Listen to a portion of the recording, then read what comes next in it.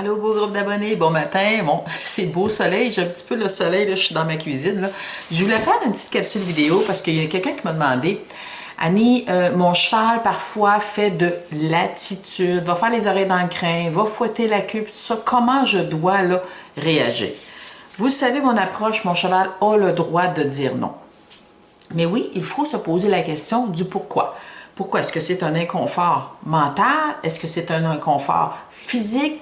Est-ce que c'est de l'incompréhension? Tu sais, souvent, le cheval va donner un petit nom, un peu comme les oreilles dans le crin, ou va fouetter de la queue un petit peu parce que c'est difficile. C'est exactement comme nous, quand on sort de notre zone de confort. Je dis tout le temps comme exemple, la première fois qu'on a appris à conduire, la première fois qu'on a pris l'autoroute, on n'avait pas un sourire d'en face, là. On pouvait être tendu. La première fois qu'on commence à faire des étirements, c'est difficile. Pourquoi? Parce qu'on n'en ressent pas encore les bénéfices. Donc, le cheval, c'est la même chose.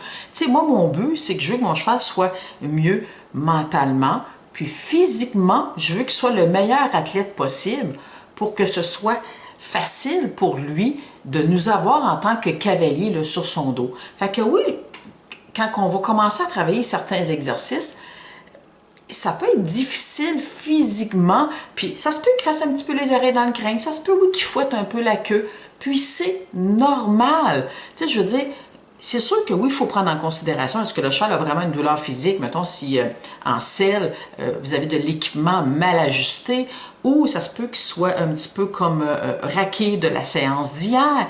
Tu sais, je veux dire, il y a plein de facteurs, mais je vais me poser des questions du pourquoi. Mais je n'arrêterai pas automatiquement parce que mon cheval a un petit peu de difficulté, parce que je le sors un peu de sa zone de confort. Mais oui, il faut se poser les questions là, du pourquoi.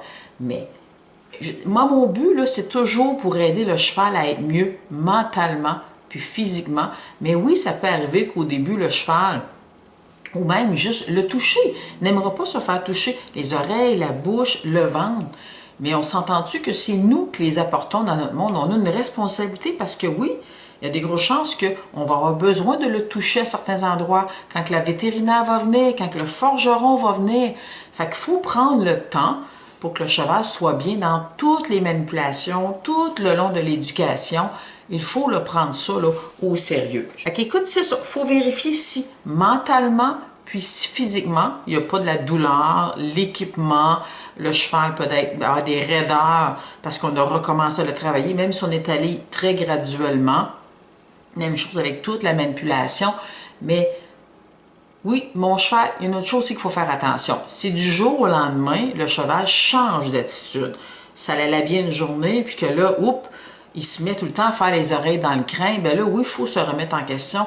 Est-ce que ça se peut que qu'est-ce que je lui demande? C'est trop difficile. Mais moi, une chose que j'ai appris il y a quelques années, je ne sortais pas assez mes chevaux de ma zone de confort.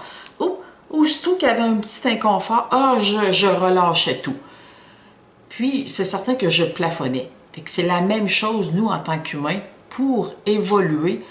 Il faut sortir un petit peu de notre zone de confort pour dépasser un petit peu le moment qu'on a, qu'on n'est pas à l'aise, pour après ça bénéficier de tous les bénéfices d'être en santé là, mentalement puis physiquement.